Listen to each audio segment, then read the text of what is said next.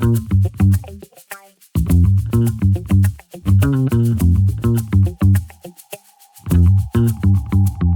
everybody. My name is Anneliek Sijbrandij. I'm the founder of the Verbier Art Summit. A very warm welcome to all of you. We're very happy that you're here to exchange your ideas with us for the 2025 Verbier Art Summit. First of all, I would love to thank the Commune de Val de Bagne and the Verbier Tourist Office for their ongoing support of the Verbier Art Summit, as without them, it would simply not be possible.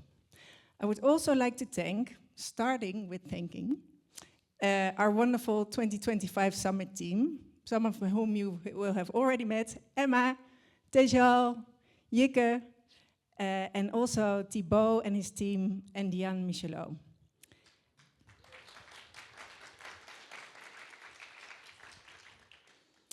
It's really through all of these partners and our many sponsors, generous members, and others that donated their time and inspiration that we are able to organize the Verbier Art Summit. This year, we will ask all attendees to look through a new lens, literally and metaphorically, and to collectively reflect on how art can transform the way we see the world. As we all know, unfortunately, there's a lot going on, from geopolitical tensions to the rival AI models and the complex social movements addressing systemic inequalities such as social justice, climate justice, and equality that suddenly seem to be in retreat. Another huge concern is how we can preserve the human experience in our digital world. Events like the summit will hopefully contribute to this human experience. You will meet and exchange with new people and listen to ideas from some of the most creative and innovative minds of our times. The beautiful nature setting will also help you to create the time and space to really think about things that really matter to you. It is in this spirit of meaningful exchange and reflection that we're deeply honored to welcome Philip Tinari, the esteemed director of the UCCA Center for Contemporary Art in China, as our partnering museum director for the 2025 summit.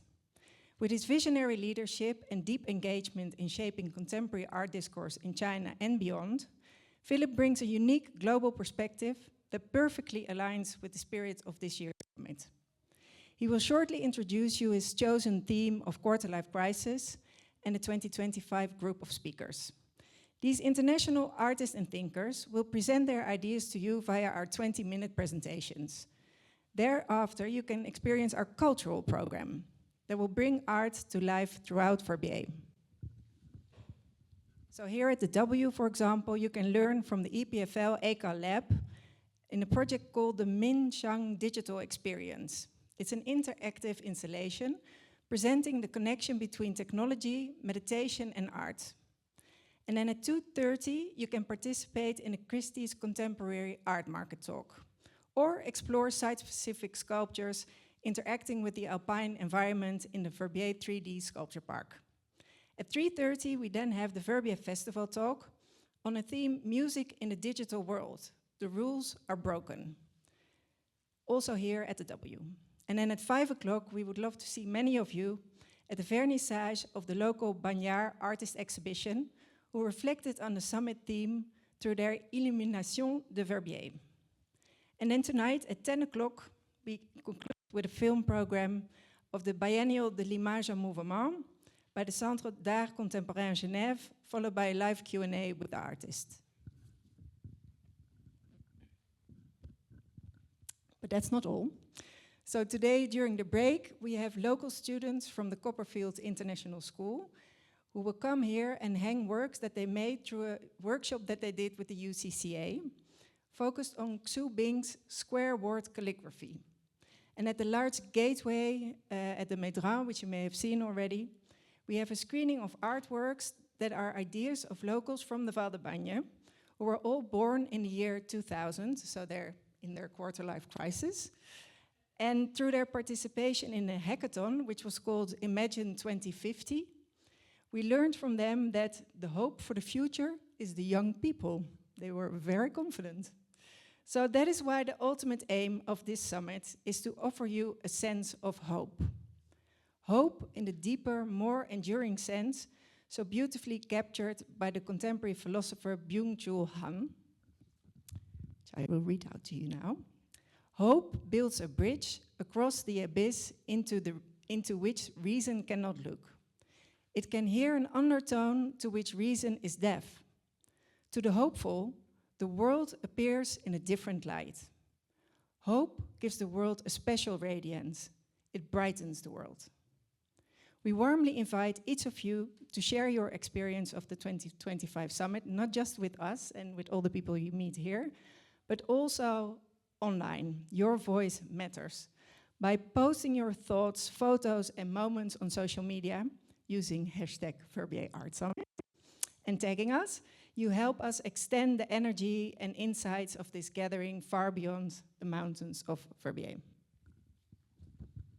Together, we can amplify the voices of the world's most creative artists and thinkers and give their ideas the space they deserve in today's fast-moving society. It's only through connection and collaboration that true impact is made. So now, it's with great excitement that I hand over the stage to our partnering museum director, Philip Tinari, who will unveil the theme of the 2025 Verbier Art Summit. Thank you.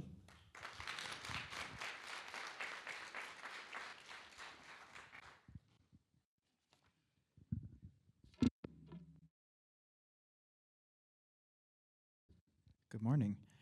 It's a pleasure and a privilege to be here among you all today.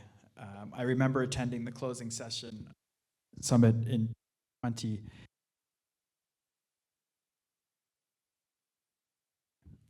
At that moment, in January of that year, that will forever have an asterisk beside it in the history books, the coronavirus was just beginning its diffusion from Wuhan to all corners of the world.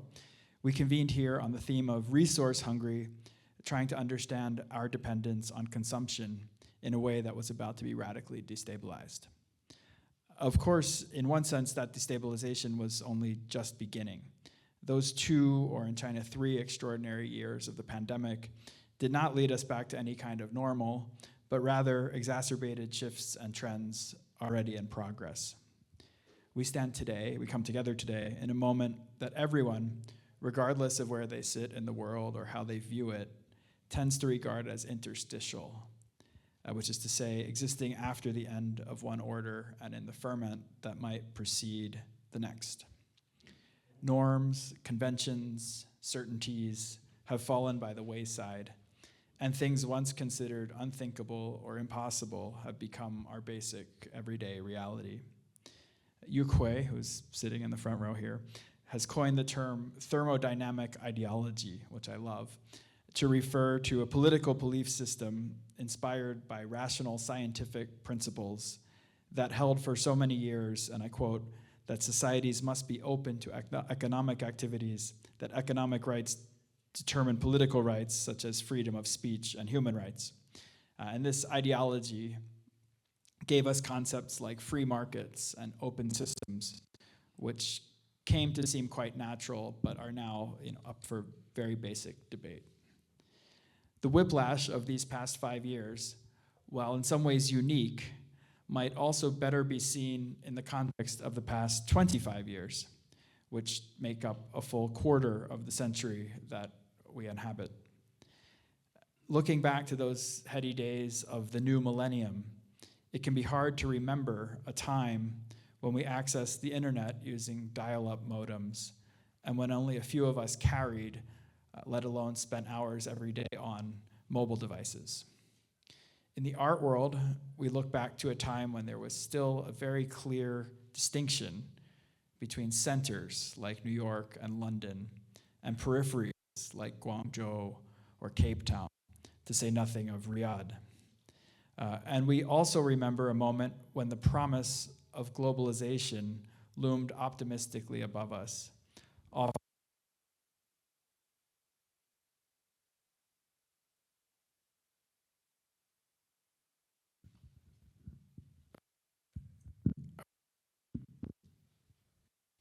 Bizarre. Okay. Moment when the promise of globalization loomed optimistically above us, offering new possibilities to people like the figures who appear in Taofei's work, Whose Utopia? We remember the exhilaration of exhibitions like 2000 Documenta, which aspired to engage and map and contain the world with a multiplicity and a complexity that had been missing until then. And we remember a moment when the future seemed one of ever-increasing freedom, prosperity, and connection. Of course, this future didn't belong to everyone, and perhaps it only existed fleetingly for anyone. In a way, the century truly began on September 11th, 2001, when an improbable attack on America set into motion a long string of wars and upheavals that continue today, puncturing, in a way that looks increasingly overdetermined, a brief moment of post-Cold War unipolarity. I personally had moved to Beijing just a few days before that day, and will always remember the strange sensation of waking up the next morning to the construction site outside my new window and seeing cranes putting up buildings, even as I could think of nothing other than those that had just been leveled. The revelation that one's tragedies, even when they are national, are still not universal, that there is always another narrative unfolding alongside or even against the one that seems to matter, is something that really deeply formed me as a person. This moment was the beginning of a long process of unlearning, and much of my work in the art world ever since, and particularly at UCCA, which I've run since 2012, an institution founded by Belgian collectors originally, which has since become vital to China's and the world's contemporary art scene, has been about trying to spark meaningful reflection by creating space, whether that means spotlighting Chinese artists with urgent, globally compelling stories to tell, people like Wang Tuo, people like Cao Fei, people like Xu Bing, who are all participating in one way or another today, or doing something like curating an international biennale in a country, Saudi Arabia, where contemporary art has only recently attained its current level of visibility and possibility. And it was for this reason that I was so excited when Anneliek reached out and asked me to create an edition of this summit 5 years ago, which is just so hard to believe, but that's what it is. And so, quarter-life crisis. The term comes to us from pop psychology, and it only came into popular usage after the turn of the millennium. I think some of the first usage, mentions we see are from around 2003, 2004. And it's described as a period of uncertainty, stress, and soul-searching that people experience in their mid-20s and early 30s. An AI summary of what this concept means, which is something we now turn to, talks about anxiety and sorrow over the direction of one's life, doubt and uncertainty, regret over previous decisions that led one to this point, and heightened emotion as one seeks a way forward in a new chapter. I thought it was a nice and apt way of addressing, in the most open and general sense, some of the anxieties that many of us feel today in this moment of upheaval, particularly as we ask ourselves, what is the place of art and culture in a moment that can seem at once so dark and so far beyond imagination and even parody? So when we started planning in earnest for this edition, which was in 2023, in the springtime, in the autumn, I was particularly interested in 3, let's call them vectors, along which change had accelerated in this quarter century. The first, which I've hinted at, was this long slide away from a post-war and then a post-Cold War, a geopolitical order dominated by a single superpower, espousing, however imperfectly and hypocritically, those ideals of thermodynamic ideology that we just talked about, and towards a newly unstable, uncertain state of affairs. This is a trend that has only intensified since we started thinking about this theme. On the level of art, it opens up a very interesting question, which is what happens when we stop thinking about artistic production and the edification it brings to viewers in the context of democratization. what is the full range of ways that artists and institutions can convene and address publics in different kinds of social and political and geopolitical orders.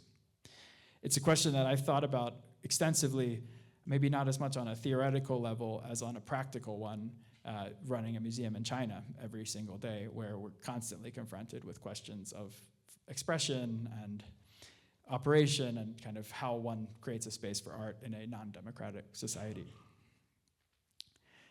which lots of societies are rapidly becoming.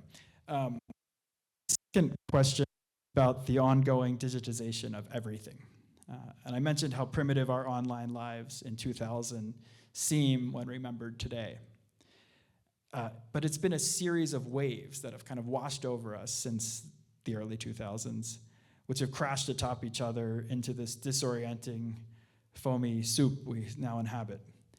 There was the arrival of the smartphone, and with it, ubiquitous photography and constant connectivity that really happened in the very early years around the time of 2008, right? The iPhone arrives in 2007, and we are suddenly online all the time.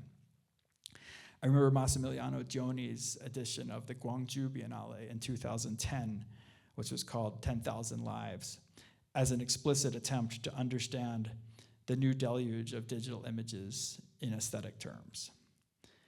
Then there was the tipping point moment of social media in the early 2010s, when it looked for a moment like Twitter could fuel a revolution.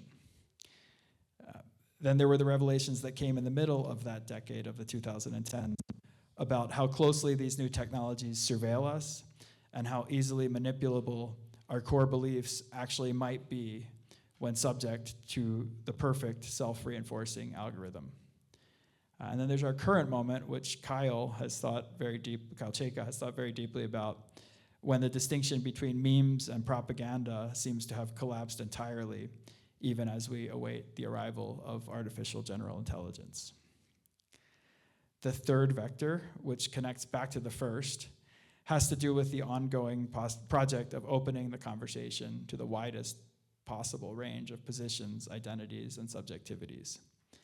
We have spent a lot of necessary effort in the time since we gathered here in 2020, aiming to decolonize our institutions and address injustices and inequalities past and present. We know that this is work that is never finished, work that must be constantly embraced and reaffirmed. And yet, much as the art world, if a single art world can even be said to still exist, now comes together and convenes far beyond its historic centers, the range of artists who receive critical consideration, institutional opportunity, and market attention is today far broader than it was a quarter century ago. So how can we continue and deepen this project of expanding our minds, our museums, and our power structures to all voices in a way that reckons with our past, even as it charts a course to a better future? And on this, I'm particularly excited to learn more today from Clémentine Delis about her work in the secondary collections, as she calls them, of Europe's museums. And I want to caveat all of this by saying that these vectors are in a way more notional than they are structural. They're undertones, and they're not divisions or sub-themes as much as they're just kind of the three elements that informed a lot of the thinking around who we invited and how we put this all together. I have always believed that artists see things before most of us, whether it's how economic transformations affect a society or how new technologies like AI might threaten or enrich our worlds. I often think back to Alfred's project, which in 2007, if you can believe it, long before the word metaverse was known to anyone but the most devoted video gamers, tried to build a new urbanism in the parallel online world of Second Life. And it's very much in this same spirit that I, working with Anneliek and her incredible team, put together the slate of 10 speakers that you see among us today. Each of them brings a unique perspective rooted in their own thinking, writing, and making that might help us to reconsider some of what we're facing. We've thought very carefully about the voices who will share with us this morning and tomorrow afternoon, hoping to achieve that elusive, perfect balance among ideas, styles, and origin stories. Half of them are practicing artists working in cities like Beijing, Basel, London, New York, Jeddah, Cape Town. The other half are thinkers, writers, scholars, curators, researchers, coming to us from Lausanne, from Washington, D.C., from Rotterdam, Berlin, Hong Kong. And together they represent an incredible range of the infinite possible responses to this moment of polycrisis. And so we get here today to think not just about where we have arrived, but where we might be going.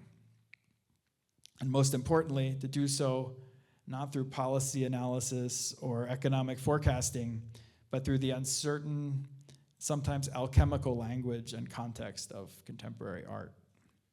I'm confident that our talks and debates today and tomorrow will inspire us to look at our world in new ways, and most importantly, to think about how we can act in and upon that world. A crisis is something to be confronted and worked through, and at its conclusion, we hopefully approach ourselves and our world anew. Anneliek has already thanked the many people who have made this summit possible, but I'd like to end with my own thanks. First, to the members and the sponsors and the hosts for their incredible generosity in creating this space for us to convene.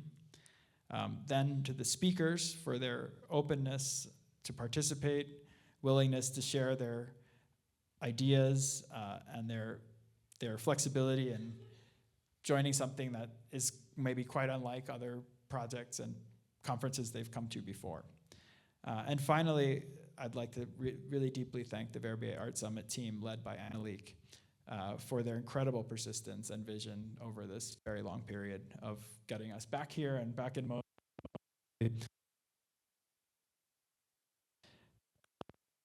And finally, I'd like to thank all of you with us here today, in person and online, for your time and your attention.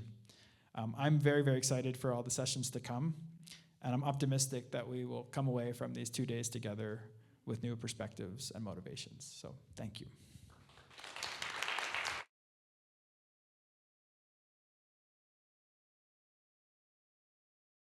With that,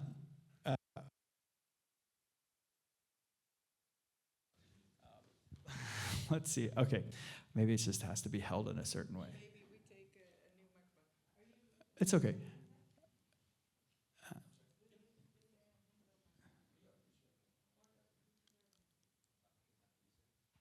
Okay.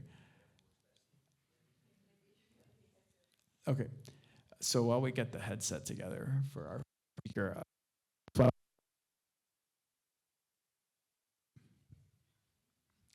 hello? Okay. Like you have to hold it in exactly the right spot. Alchemical in its own way. All right. So our first speaker today, it's really amazing because I was talking about this idea of quarter-life crisis, and he's actually most interested in the quarter-life crisis, not of the 21st century, but of the 20th century. So I thought that would be like a really wonderful place to start. So Wang Tuo is an artist from China's far northeast who spent years in New York and then now has spent a number of years in Beijing. I've just had the privilege of writing a profile of him for Art Forum, which is a magazine I've been involved with for many years. And it was a chance to reflect on a practice that I think is unique among younger artists working in China today, in that he is really thinking deeply and reckoning with China's modern history, which I think holds lessons for global history. So, in the first part of the 20th century, China underwent this massive upheaval as the Qing dynasty, which was in power from 1644 to 1911, collapsed, and all kinds of new ideas were thought through as this ancient civilization, to use a cliche, tried to think about modernity and how it might engage with this new world. And that gave us all kinds of ideas, forms of resistance, forms of solidarity, some of which became the guiding ideology of the party that rules China today, and others of which fell by the wayside. And I think Wang Tuo in his work has really made an attempt to think through this incredible intellectual heritage, which is still, even if it's taught in schools in China in a certain way, I don't think has been fully comprehended or appreciated by the world beyond. And so I have a lot of love for the project that he's doing, which is trying to tease out some of these threads and to think about how they inhabit our minds and our bodies and stay with us today. So I won't spoil, no spoilers here, but I'm very excited to hand it over to Wang Tuo and hear from him today. Thank you so much.